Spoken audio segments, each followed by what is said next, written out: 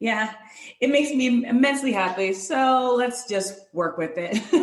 Yeah, exactly. I mean, it's like, I'm sure you enjoy doing this and sort of the things that you do. And then it's like, sometimes I think if you're good at something, the money will eventually come.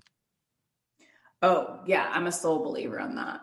I said that to someone else, or something similar like that to someone else, and it actually created a really heavy debate. I didn't think it would, but I was like, yeah, I dance and I do a podcast and I talk to people.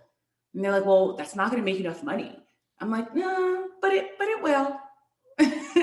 Right. The more Be- I enjoy doing it, the more people will see that, the more they want me, to do for them or help them out or whatnot. It'll it'll get me paid and I will be happy.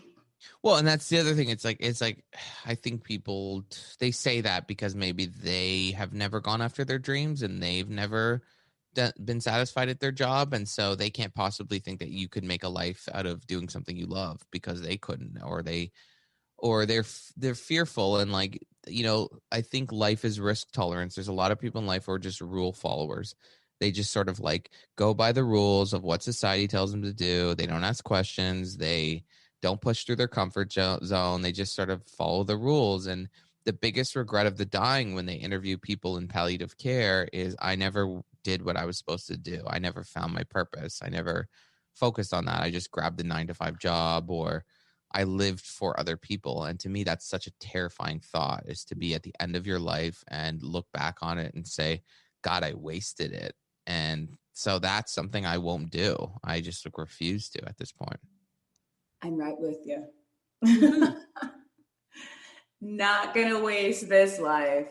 You only No, why get not? one. I think, and it is the cool thing about the pandemic is a lot of people are confronting their own mortality and sort of thinking about it's a scary time, and they're thinking about where they're at and where they want to be. And some people will use this to their advantage and they'll go out there and they'll do amazing things. And some people will just blame the pandemic for the reason why they didn't do certain things or kind of wallow. And I've just never been a victimhood person. I've gone through a lot of trauma in my life and really hard times, but I've just never been one of those people that just sits around and wallows in victimhood, because it doesn't get you anywhere. I mean, I could bitch and complain about all the horrible things that happened in my life, or, being a gay guy and, I was tortured as a kid by other kids and stuff like that. But there's a time in your life for that. And then there's a time to be like, okay, well, either I just move on and life goes on because life's going to go on without me, or I just sort of wallow in victimhood and surround myself with people who are also victims and blame the world for everything else. And I just think that's not productive, and it never really gets you anywhere. So I just sort of have been like, I'm just going to move on. I'm going to always keep moving forward. No one's going to break me down. I'm never going to be a victim of anyone. If I'm in a situation where I feel victimized by someone, I'm going to extract myself from that situation, whether it's like a friend, family member, or someone I'm dating. My therapist really taught me that. Like, the biggest thing she taught me is like, we all bitch about relationships and stuff like that. And she'll turn to me and she always used to say, yeah, but you stayed. Or with friendships, she's like, yeah, but you tolerated it. Mhm. And that's the part we all have to learn to own, is that like we stayed in these situations. We had toxic friendships, and we have to know when to say, you're right. I have to own that part. Yeah, that is true. So, how do people listen, reach out, find you? Sure. So my podcast is Unmentionable. It's every Friday on all podcast players and YouTube. You can also follow me on Instagram at JPowerComedy, and also on Twitter, but I don't really use Twitter. And then my book is Famous Anus. You can get it on Amazon. Nice, awesome.